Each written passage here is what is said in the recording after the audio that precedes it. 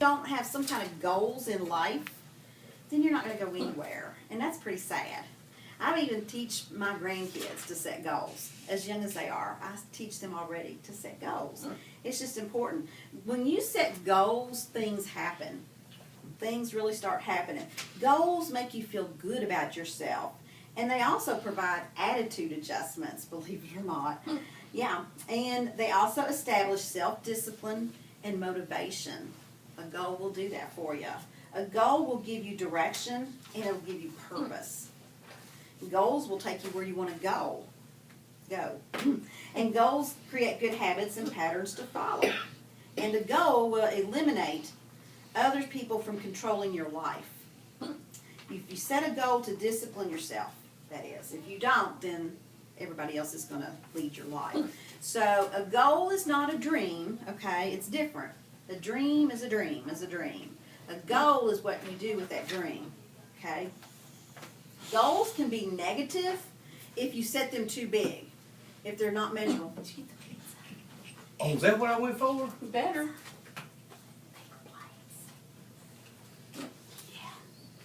Do I look like a servant?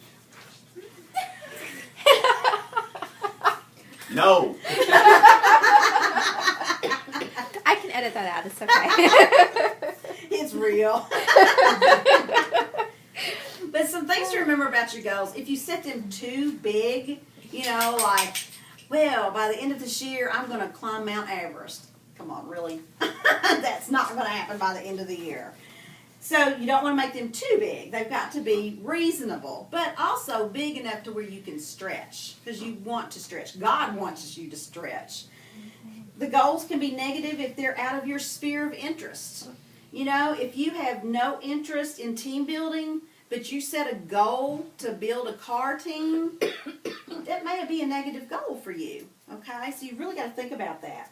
Your goal can be negative if you believe luck is necessary to have your goal. That's a nasty four-letter word, L-U-C-K. I mean, it's crazy. There is no luck. You set your goal by comparing yourself with others' accomplishments. If you do that, that can be negative.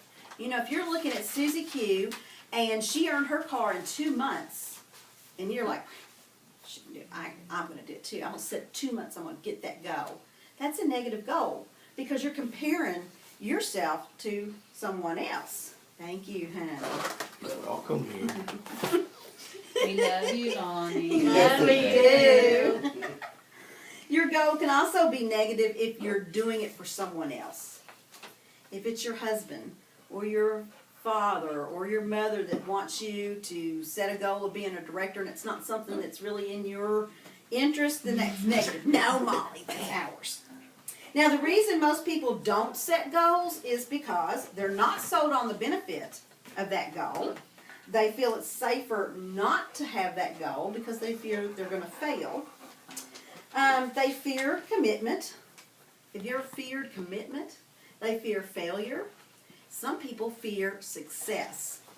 That was a big one on me years ago when I heard that. I'm like, how can you be afraid of success? It's very true, very true. And then some people don't set goals because they have a poor attitude, or maybe they don't even have a focus. Maybe they're just all over the place and they don't even have a focus. Maybe they don't want to work. You know, that could be a reason they don't set a goal. So, when you set a goal, you need to decide exactly what you want, and you must be specific. In other words, you don't just say, well, I want to be a director with a big unit. No, I want to be a director with a unit of 75. I want to be a free car driver with a team of 20. You know, you be specific. Be specific. And you should aim high. You want to have a goal that gives you butterflies in your stomach, or what we call a throw-up goal. Have y'all ever had a throw-up goal? Yeah, that's where it's like, oh my gosh. And if you ever see me doing this when I tell you I'm going to do something, it's a throw-up goal. Yeah. So aim high. You've got to stretch. And I believe in you all 110%.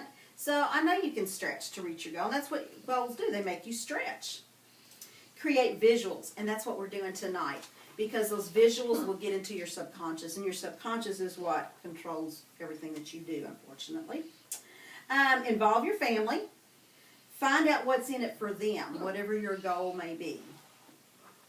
And pick someone to be your mentor. Like, I have many mentors in this business. Linda Tupin is one of my mentors. Julia Burnett, I love her. There's just so much I can learn from her. Gloria Mayfield Banks is another one. And Pam Shaw. Those national sales directors, they're my mentors. So pick a mentor, someone you want to emulate. Define where you are right now at this very moment. Goals must be big according to your level, where you're at. Determine what you're capable of in a day, in a week, a month, and a year. What are you capable of doing? Write your goals in detail and talk about them with the right people. Don't share your dreams with the negative Nellies. And don't share your goals with the negative Nellies, because they're going to squish them. And that's ugly. And we don't like ugly. Focus on your goal every day. If you're not focused on your goal for 3 days at a time, then it never exists. But if you'll take that goal and for 3 solid days focus on that goal, then it becomes real. See your goals as if they already happened, and that's huge. That's huge. Keep your focus. Remember what the word focus stands for? Anybody remember that? What does it stand for, Angie? False evidence appearing real. That's fear. Oh, sorry. But that's good. That's fear. What is focus? That's what I just wrote up on my Oh. wall. And then This is the last word. Follow one consistent. Oh, You were close. Follow one course Course until successful. until successful. That's what focus means. Quitting is not an option. See, She you have has it. it. Oh, she did have it. Quitting is not an option. It is not an option. You are not quitters. God did not create you to quit. He did not create you to fail. You do fail forward to success. Okay? And set another goal immediately after you've hit one goal. So many times, and I'm guilty, I've done it too, you hit a goal and then you take a breather. And then if time flies by and then you're like, oh, I need to set another goal. Well, half the year's already gone before you set that goal. So, one goal at a time, but keep them going. Keep them going. And the biggest thing for goal setting is to put a date on it. Now, you can change the dates, but don't change the goal. My goal has been a Cadillac director for, I want to be a Cadillac director, and it's been that way for a while. I just keep changing the dates, and that's okay. The goal never changes. The goal for us to be a $1 million unit, to be a future national area, that goal has not ever changed, and it will not ever change. Our dates may have to, but our goal never changes. Never. Okay. And then, real quickly, I'm going to share this with you, and then Angie's going to share, and then we're going to start on our posters. And whatever we don't get done on our posters tonight, you can take them home and finish. That's no problem, but it's just kind of fun when we all do it together. Pam Shaw, I got this from her, and I was like, wow, she's so smart. If you want to get more done and have more fun and achieve more of your goals, then you need to utilize this very simple but powerful goal setting or goal getting principle. Instead of just having one stated goals, have 3 options. M equals minimum. T equals target. And O equals outrageous. M means minimum. T means target. And O is outrageous. This formula will change your results immediately. Now, Pam said, let's say I have a goal to get my ideal weight, okay? One of the actions that I know will help me achieve and maintain that goal is exercise. So she says, here's where that MTO comes in for her. M, the minimum activity. If you were ready to go to bed and you had not yet reached your goal, what is the minimum level of activity you're willing to commit to, no matter what. Like she said, for her ideal weight goal, hers was 5 minutes. It's all it took, 5 minutes of activity for her. So am I willing to absolutely commit to a minimum of 5 minutes of exercise daily? That was her question to herself. And that sounds pretty simple, doesn't it?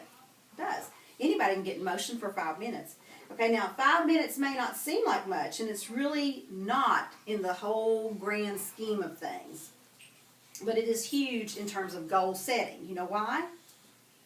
Because she gave a definite amount of time, a definite setting. It allows her to have a success for the day instead of feeling like a failure.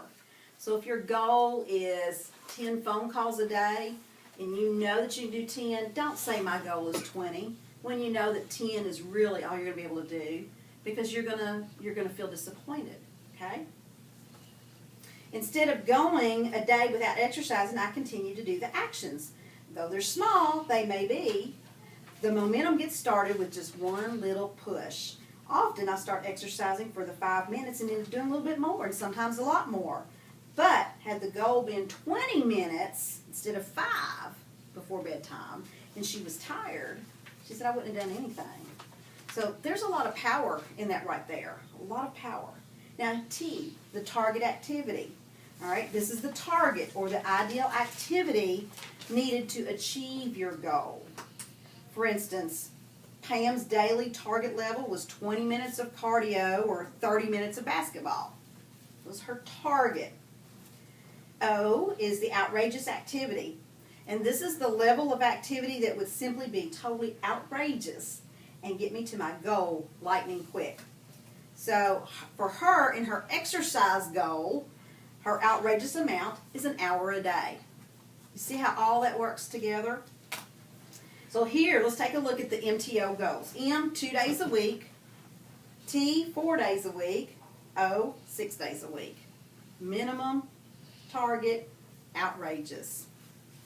So she says, she goes on to say, I have to tell you that I'm so much more inspired to do my exercises now because I set achievable goals and I gave myself permission to succeed on 3 different levels a day and 3 different levels each week instead of all or nothing. That makes sense. That makes sense. She's a little flexible in there. She said, in doing this instead of the all or nothing approach without flexibility, setting myself up for failure on a daily basis. Now, she said, in the past, I would work for crazy for a week or 2 looking for results. Anybody ever done that? I have too. Even in the Mary Kay business, I worked really hard for a week or 2 for the results, okay? And when I was unhappy with the results, I'd stop working because I didn't want to keep feeling like a failure. Anybody ever done that? And then again, several months later, when I got to the point where I was sick of being overweight again, I'd go like gangbusters for 2 more weeks. It was a constant vicious cycle that I'd created. It wasn't helping at all. So with this new concept, I'm on the right path because it's so much easier to stay inspired to act every day. And the more I succeed, the more I want to continue to succeed. So it's a positive cycle at this time. Small successes lead to medium successes, which lead to your dreams. Small successes lead to medium successes, which lead to your dreams. Oftentimes, people will set a goal, and when they don't achieve it, they punish themselves. They get mad, they get irritated, frustrated, upset, and then they just end up just forgetting the whole thing. Just forget it. And they tell themselves, I can't do it. I knew I couldn't do it. See, I told myself. I knew it. But when you adopt this MTO concept, it changes all of that because success is easier to accomplish. You feel good, and you'll be happier, and you'll have a better chance to get what you want. Take this concept and apply it to all of your goals and watch your results. In Mary Kay, for instance, you can set daily... Sometimes they do it on the weekends. Sometimes they do. Sunday. And it's always by a sales director, and they always have really great information. So I didn't start listening to it until I started. There she goes with the camera again. Really focusing on what I wanted. And of course, you all know my goal. My goal was December 27th, and that has not changed. Well, I make it. If I don't, I'll just change the date. But what on this $1 million message, it talked about six steps to a goal. Okay, it sort of breaks down the goal. Your first step is your wow step, WOW. That's the excitement of the goal. You know, when you've got your mind focused on something and you're all excited because you know what the benefit of it's going to be. That's the excitement for you. It's not for anybody else, for your family, for your friends. It's your excitement, okay? It's your wow for setting that goal. The second one is the how step, okay? And according to the message, this is the most important goal, okay? You decide your goal, and then you have to create the action plan for the goal, okay? If you don't have an action plan, then it's really just words, okay? So you have to make your goal. This is the steps I need to take to make that goal successful. And like Melissa said, you create short-term wins, okay? They said create short-term wins which will lead to the big win. And then you take like the bite-sized pieces at a time. Don't take a giant piece because you're not going to accomplish it. Take the bite-sized pieces to get to your goal. And the third step is the now step, okay? If you're waiting for the right time, it's not going to happen. Just do it, okay? Set yourself a deadline, like mine is December 27th, and follow through with it, okay? Don't wait for the perfect time, because I personally myself, okay, I'll get to this, we'll get to this sometime. Just set the time and just do it, because if you're waiting for the perfect time, it's never going to come. Life, unfortunately, gets in the way, okay? So just do it and keep going. It says don't wait for all the lights to be green, okay? Because they're not all going to be green at the same time. So just keep going through, and then again, take the little steps and just do it, okay? The fourth step is the ow step, okay? This is the painful step. This is where you're going to get hurt. This is where you're going to get disappointed. This is where you will learn from your failures. This is where you will stay disciplined. During this time, you'll remember why you started. You'll go back to the wow. You'll remember the excitement of the go, why you started it to begin with, why you originally set the goal, what was your main purpose for it, okay? But when you've got to go through these steps in order to get to the finish line, okay? So when you hit this painful step, don't get discouraged, okay? There's going to be obstacles, there's going to be bumps in the road. You just have to go around them. Take the long way around sometimes instead of the short way to get there, okay? The fifth step is the vow step, which is VOW. Ask yourself, why have you committed to doing this? How bad do you want it? So you need to take a look at whatever your goal is and decide, is this something I really want, or do I want something else? Share your goals with supportive people, okay? Like our unit meeting, everybody here is very supportive. If you've got friends outside of here, husbands, spouses, boyfriends, whatever, share with your circle of influence, okay? We all need positive encouragement, okay? So this is your vow, because when you're expressing it to someone else, you're being held accountable for it, okay? Just like my date. I have the 27th on a board in my office at work. Nobody but 2 people in the office know what that 27 means. Everybody comes in and asks me what it means. But, you know, it's something for me when I get discouraged or I get upset or irritated with the JOB. I can look up at the board and see the 27, and then I have people reminding me of it all the time. And then the last step, the 6th step, is the POW step. Okay, this is your victory. This is the excitement of the success. This is when you have met your goal. Like STAR. Honestly, I struggled to get there, but I got there. Okay, I was so excited when I hit that submit button Saturday, and I knew I had made STAR. I was just jumping. I mean, my husband thought I'd lost it, really. That's your victory. So whatever your little step is, celebrate when you reach that little step, okay? And then, like Melissa said, the focus, that's your follow one course until successful, which I did have on here. You did, didn't you? And they also gave just a few little quick tips, be specific as to what you want, okay? Pinpoint it down, this is it. Include your details, like Melissa stated. Aim high, stretch your limits, okay?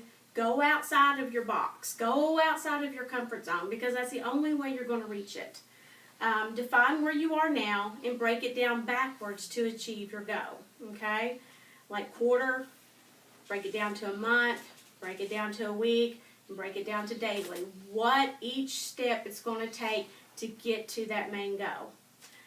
Create the visuals daily, which we're going to have our goal posters, so you'll have something to look at, to visualize your success, not the end victory.